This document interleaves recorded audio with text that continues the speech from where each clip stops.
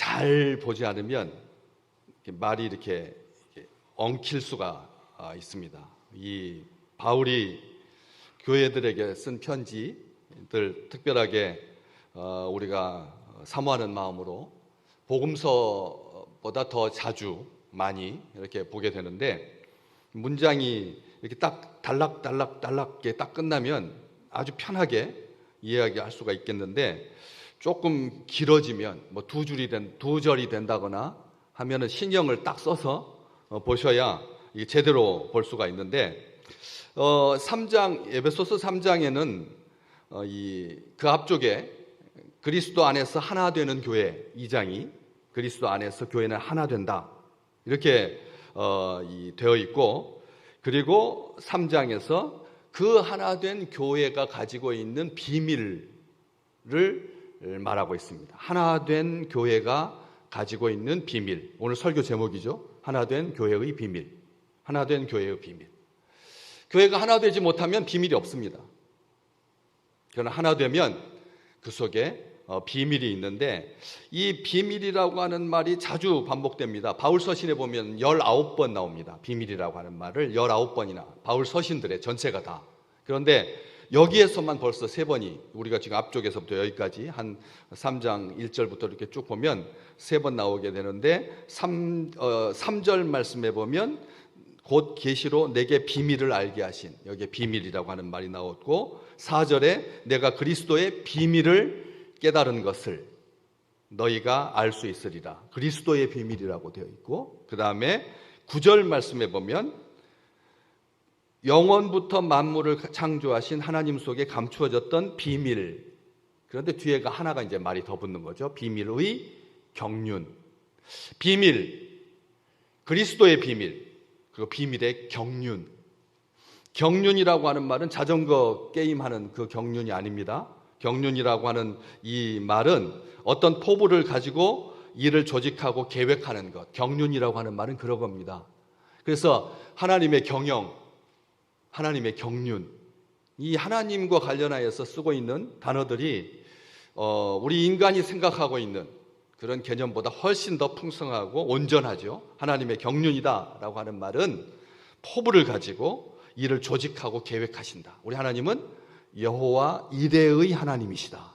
하나님께서 준비하신다. 미리서 하나님께서 계획하신다. 이게 비밀의 경륜이라는 거예요. 비밀은 하나님께 속한 것이고 하나님께서 경영하시는 그런 놀라운 축복이라고 되어 있는데, 이 신약 성경은 헬라어로 기록되어 있고 구약 성경은 히브리어로 기록되어 있습니다. 그것을 이제 번역을 해서 영어권에서 먼저 번역하고 16세기에 영국의 킹 제임스 왕이 사람들을 불러 모아서 영어로 번역하고, 또 그다음에 종교 개혁이 시작되면서 독일어도 번역되고, 그래도 각국의 나라로 번역되면서 각 나라에서는 구약과 신약이 자국어로 그렇게 번역이 됐지만, 구약 성경은 히브리어이고 신약 성경은 헬라어로 되어 있는데, 헬라어에서 비밀, 여기 나오는 이 비밀은 뭐냐면 무스테리온입니다. 무스테리온. 어서 들어본 무스테리온.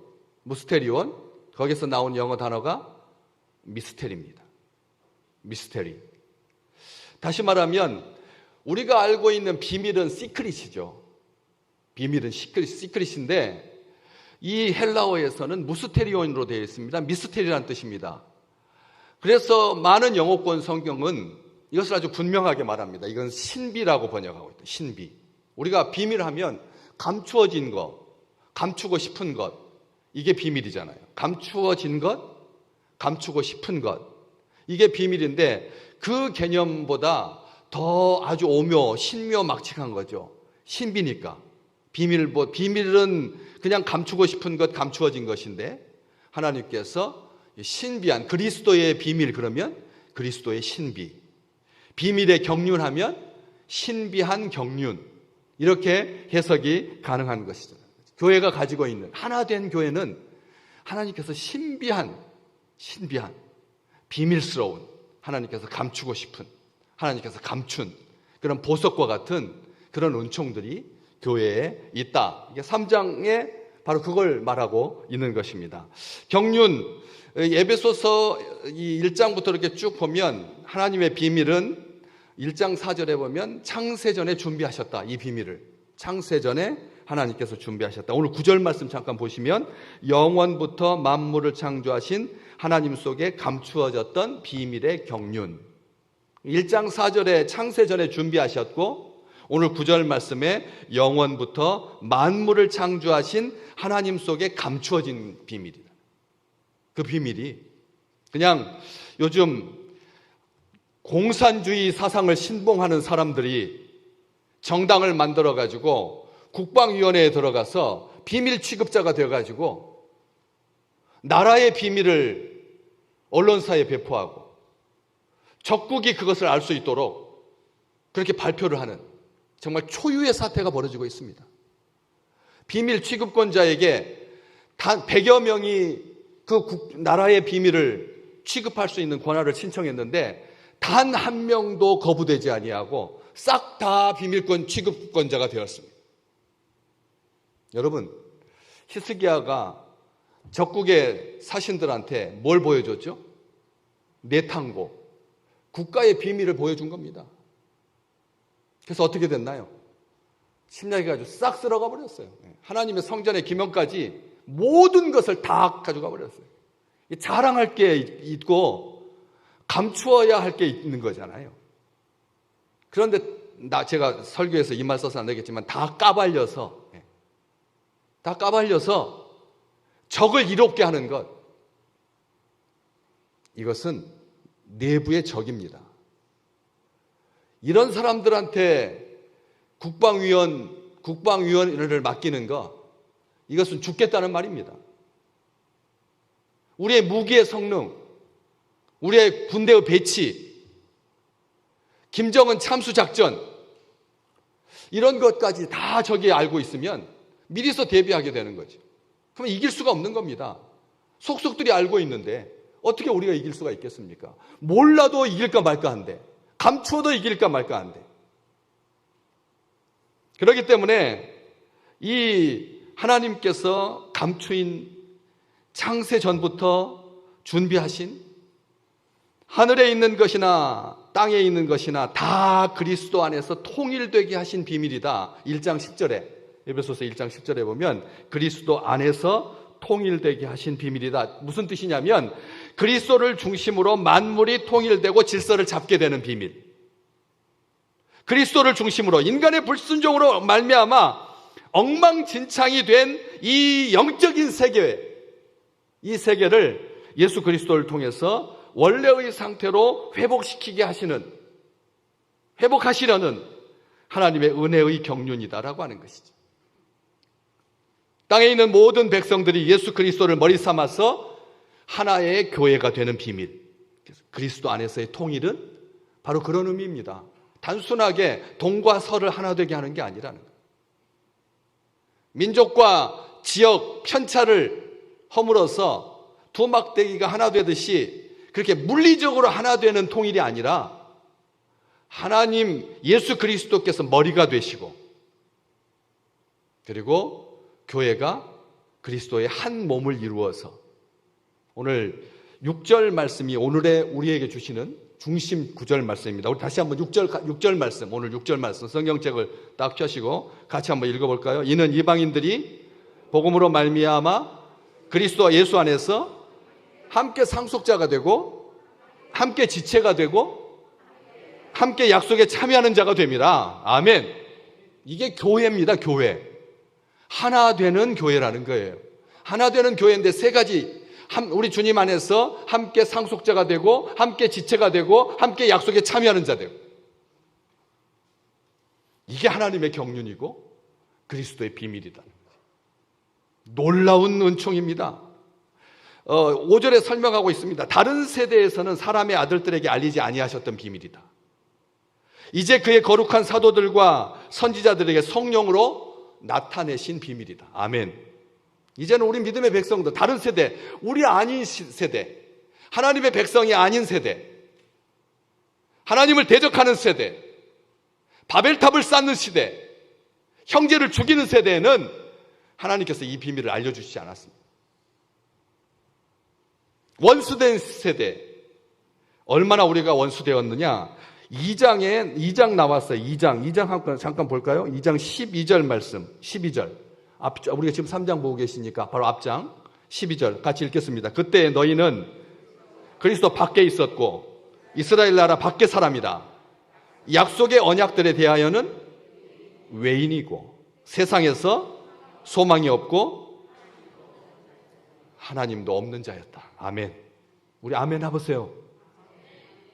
우리의 원래 실존이에요. 그게 하나님 밖에, 약속 밖에, 그리스도 밖에 소망이 없는 자들이었다니까요. 그런 자들에게는 하나님께서 비밀을 감추시는 거죠. 하나도 안 드러내신다. 오늘 5절 분명히 그렇게 기록되어 있지 않습니까? 다른 세대에서는 사람의 아들들에게 알리지 않았다. 사람의 아들들, 땅의 아들들, 땅에 속한 자들, 하나님 밖에 있는 사람들, 그런 사람들에게는 알려주지 않았다. 그래서 우리가 지금 가지고 있는 이 그리스도의 비밀, 하나님의 비밀의 경륜은 귀하고 아름다운 거다. 오늘 6절이 중심절이라고 했는데 그리스도 안에서 함께 뭐가 된다고요?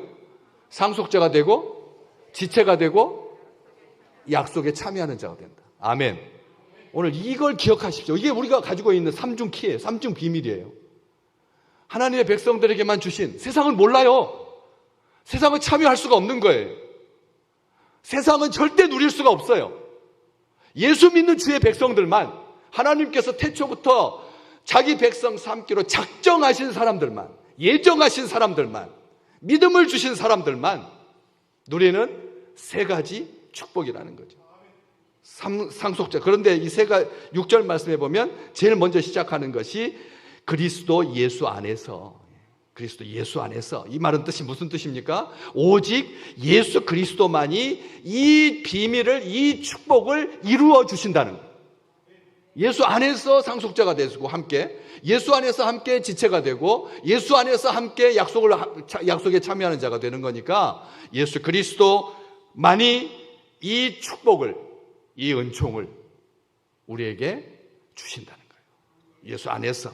그동안 옛 언약 안에서 유대인이 누렸던 신령한 복을 이제는 이방인들도 똑같이 누리게 되었다. 예수 그리스도의 성육신을 통해서, 예수 그리스도의 죽음을 통해서, 예수 그리스도의 부활을 통해서, 예수 그리스도의 승천을 통해서, 예수 그리스도의 중보를 통해서, 예수 그리스도께서 다시 만왕의 왕으로 우리 가운데 오심을 통해서 이방인들이 절대 누리지 못했던, 유대인들만이 가지고 있었던 그 신령한 복을 이방인들이 복음으로 말미암아, 예수 그리스도를 믿음으로 말미암아 똑같이 누리게 되었다라는 것입니다.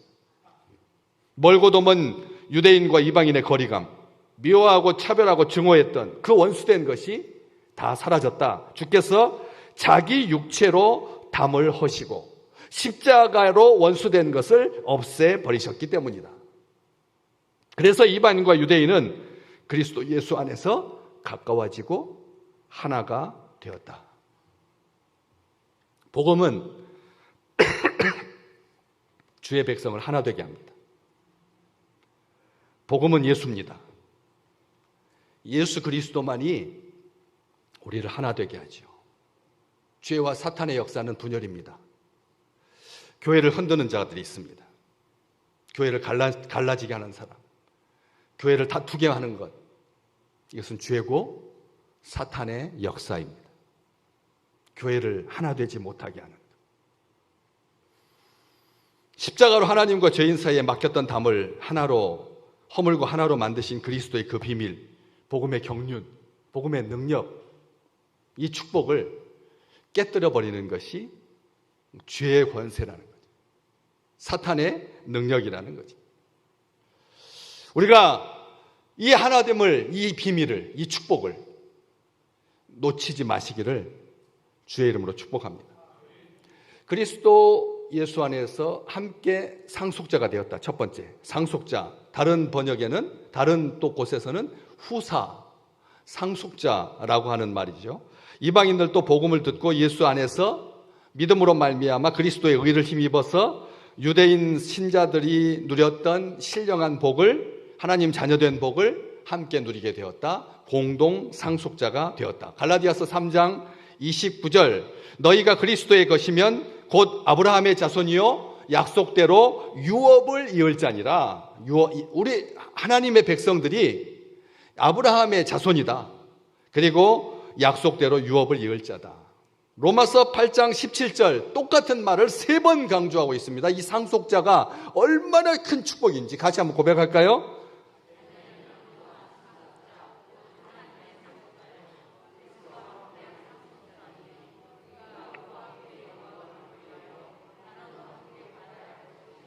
아멘.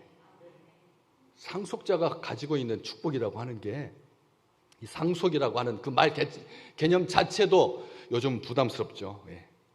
창업주의 아들이어도 이렇게 물려줄 수, 상속, 뭐 내야 되죠?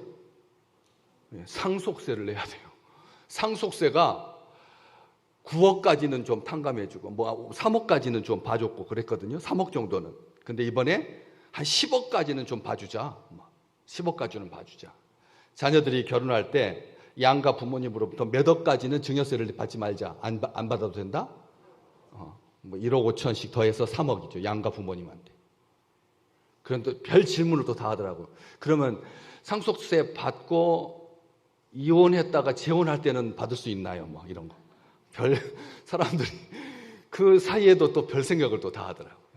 이렇게 해서 다음 세대가 좀 앞으로 쭉 나갈 수 있도록 청년 세대가 좀 결혼하는데 그 부담스럽지 않게 그 정도의, 우리가 1억 5천을 어떻게 한 집안에서 자녀들 결혼한다고 챙겨줄 수 있습니까? 어려운, 보통 사람들한테는 그것도 힘든 일인데, 그렇게 이런 일들, 상속과 관련하여서 세금이 무겁게 매겨지는, OECD 국가 중에서 자녀에게 상속을 한다.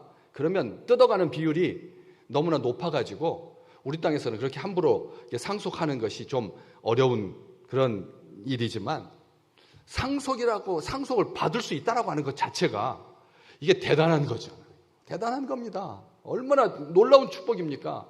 어제도 TV에서 보셨어요? 저기 잘 아는 우리 서울에서 제일 오래된 빵집, 할아버지가 창업해가지고, 근데 아버지도 뇌졸중으로 돌아가시고, 셋째 술 마시고 그냥 좋은 외제차 타고 막 돌아다니고 몸집은 이렇게 거대해가지고 하다가 갑자기 두 분이 돌아가시니까 딱 덜컥도 앉게 되었는데, 이게 보통 일이 아니잖아요.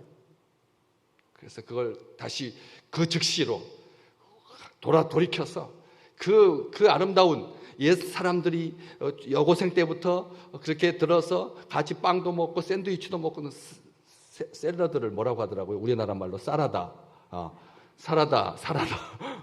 사라다라고 이름도 그대로 쓰고 해가지고 사람들이 향기를 먹는 거죠. 추억을 먹는. 이런 것들을 보면서, 그렇죠. 근본 시작점이 없었다면, 출발점이 없었다면 할아버지 때부터 쌓았던 그 명성이 그냥 소멸될 뻔했는데, 손자 때에 와서 다시 일으켜지고, 그래서 또 사람들한테 행복한 추억을 같이 나눌 수 있고, 맛도 점점 좋아지고.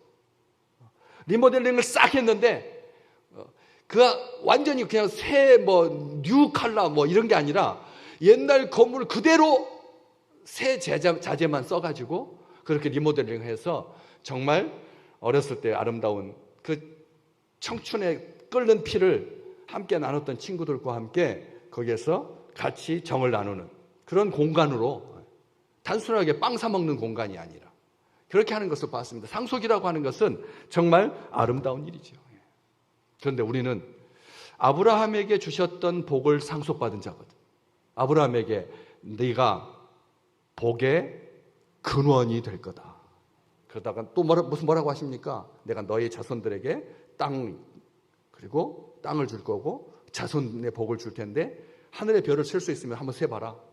바닷가에 모래알을 셀 수 있으면 세봐라. 내가 그렇게 축복해 주마.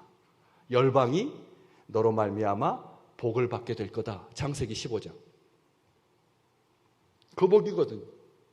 그 복을 우리가 어떻게 감히 상상할 수가 있겠어요? 어떻게 우리가 그걸 누릴 수가 있습니까?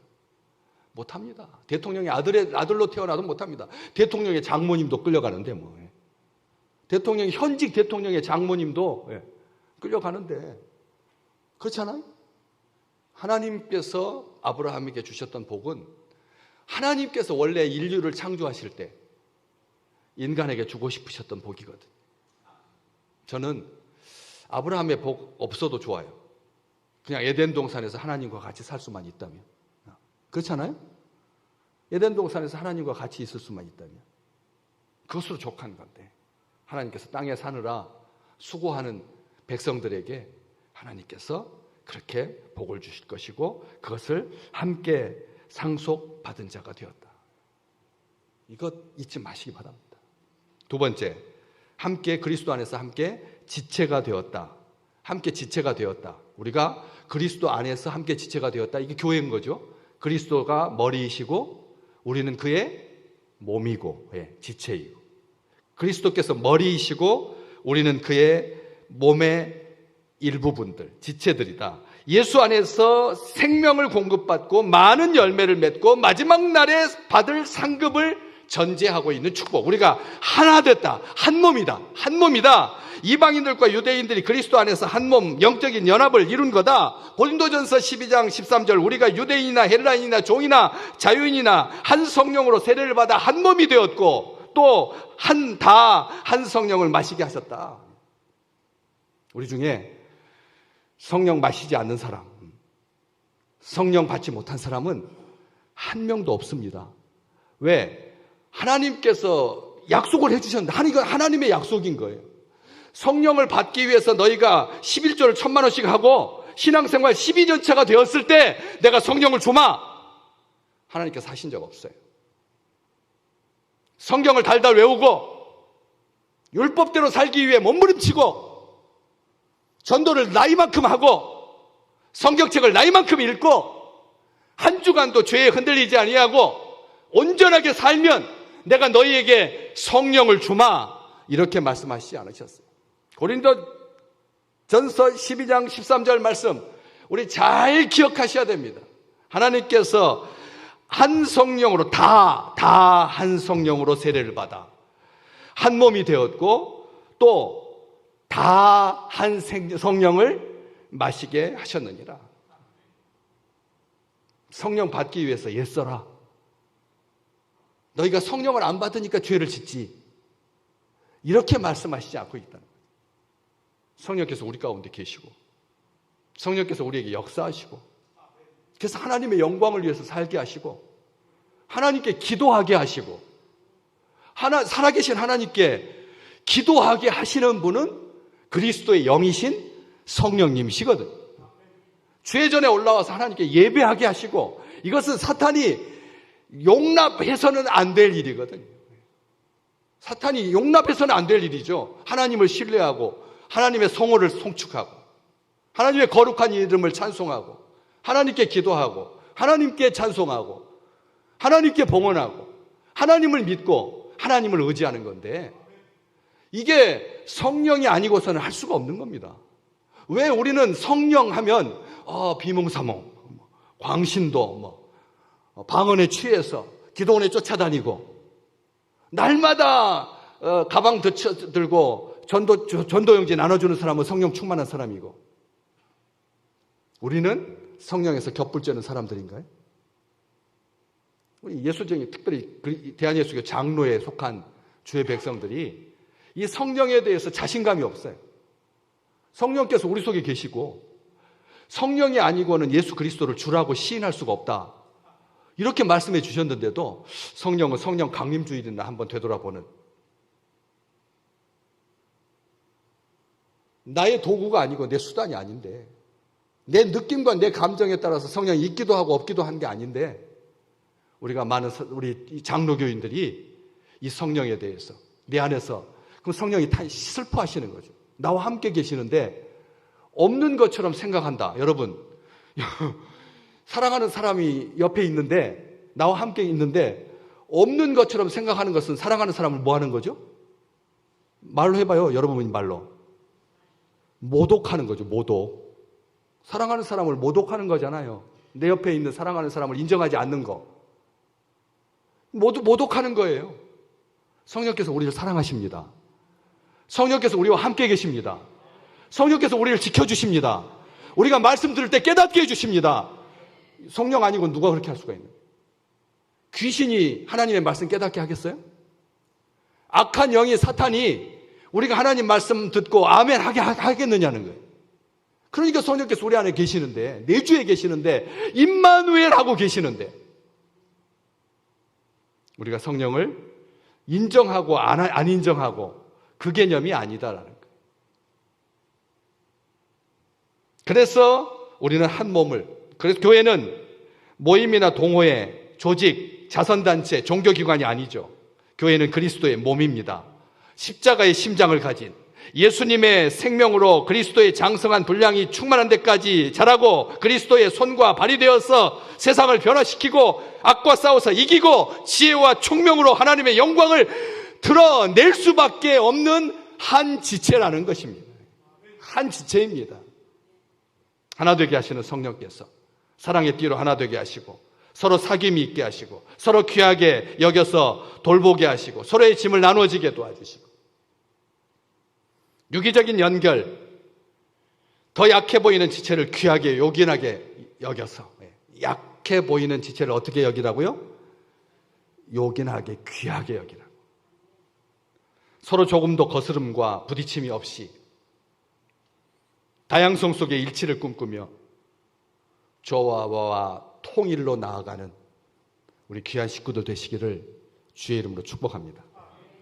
지금 혹시 미운 사람 있어요? 우리 성도들 가운데 꼴 보기 싫은 사람 손 들어봐요 한번. 다른 사람은 다 괜찮은데 그놈은 싫다. 한번 손 들어보라니까요. 진짜로 물어보는 거예요. 그 사람 꼴 보기 싫은 사람 있는지.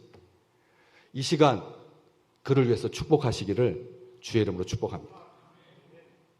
심장이 새끼발가락한테 너는 신발 속에서 발꼬락 냄새나 나는 그런 놈이, 눈이 귀에게 내가 더 위고 너는 아래다 그렇게 말하는 순간 몸은 바디가 됩니다. 바디가 되는 거예요.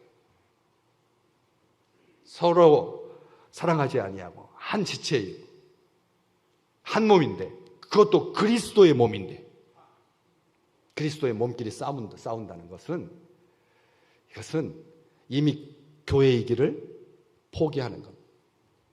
포기하는 겁니다. 하나님께서 잘라버리십니다. 사지를 가지고 멀쩡하게 지옥에 가느니 하나님을 대적하고 형제들을 이간질하고 분열하고 말 옮기지 마십시오. 강대상에서 담임 목사가 선포하기 전에는 그것은 진리가 아닙니다. 자기의 소견일 뿐입니다. 소견에 따라서 사사로운 욕심을 채우기 위해서 함부로 말하지 말라는 거예요. 함부로 말하지 마십시오. 하나님께서 입술에 파수꾼을 세우셔서 한 지체됨을 허무는 작은 여우를 하나님께서 잡아내실 것입니다. 지체입니다. 마지막, 함께 그리스도 안에서 약속에 참여하는 자가 됨이라. 우리가 아까 2장 12절 보셨던 것처럼 우리는 약속의 언약들에 대하여는 외인이었습니다. 2장 12절. 하나님의 약속에 대해서는 우리가 외인이었다니까요. 하나님 바깥에 있는 사람들이었습니다. 세상에서 소망이 없고 하나님도 없는 자였습니다. 그런데 이제 약속에 참여하는 자가 되었습니다. 하나님께서 우리에게, 아브라함에게 하신 약속, 이삭에게 하신 약속, 야곱에게 하신 약속, 에브라임에게 하신 약속, 므낫세에게 하신 약속, 이사갈에게 하신 약속, 단지파에게 하신 약속. 성경은 하나님의 약속을 기록한 책입니다. 구약, 옛 약속, 신약, 새 약속. 오실 그리스도 구약, 오신 그리스도 신약. 성경은 약속이라니까, 약속. 하나님의 약속입니다. 그런데 약속을 받는 것과 약속에 참여하는 것은 다릅니다. 출애굽할 때 이스라엘 백성들은 다 약속을 받았어요. 하나님께 약속을 받았다니까요. 다 약속을 받았어요. 그러나 약속에 참여한 사람은 두 사람, 누구? 말하세요, 자기 입술로. 여호수아와 갈렙만 하나님의 약속에 참여자가 되었어요. 하나님의 약속에 참여하는 자가 되었다니까요. 오늘도 하나님은 우리에게 약속해 주십니다. 하나됨, 그리스도 안에서 하나되는 이 신비한 이 비밀을 지켜라. 그리스도의 비밀을 맡은 자로 상속자가 되고 지체가 되고 약속에 참여한 자가 된 그리스도인들만이 누리지, 하나님께서 자기 사람한테 주시는 이 최고의 약속, 성경은 우리에게 죄사함의 약속, 부활의 약속, 하나님의 나라와 영원한 생명에 대한 약속, 하나님의 자녀가 되는 약속, 성령을 주신다라고 하는 약속, 그의 나라와 의를 구하면 모든 것을 더하시리라 하나님께서 약속해 주셨습니다. 죽도록 충성하라, 면류관을 너에게 상으로 주겠다. 히브리서 10장, 11장, 하나님께 나오는 자는 반드시 그가 계신 것과 살아계신 것과 자기를 찾는 자들에게 상 주시는 이심을 믿어야만 한다. 하나님께서 우리에게 지금도 상 주신다. 하나님을 찾아서 나온 주의 백성들에게 하나님께서 하늘의 상을 더해 주신다는 거예요. 그 썩지 않는 상, 쇠하지 않는 사랑, 더럽혀지지 않는 상, 영원한 상을 하나님께 우리에게 선물로 주셨습니다. 주의 백성은 이 계시의 비밀을 정확히 알고 있어야 합니다. 이 비밀은 크고 영광스러운 것입니다. 이 비밀을 알고 지키는 자는, 그것을 자기 것으로 삼는 자는 하나님의 복을 누리는 자입니다. 이 비밀의 영광이, 그리스도의 비밀이 우리 안에서 오늘도 풍성하게 나타나고 있습니다.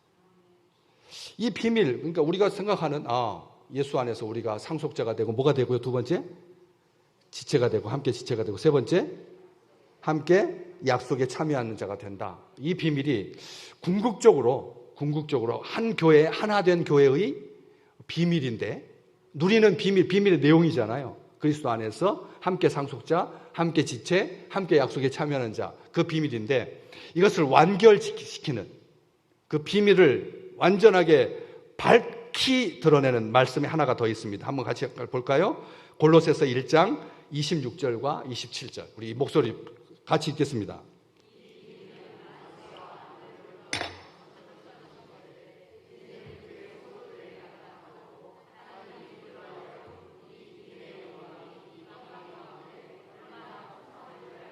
아멘, 아멘.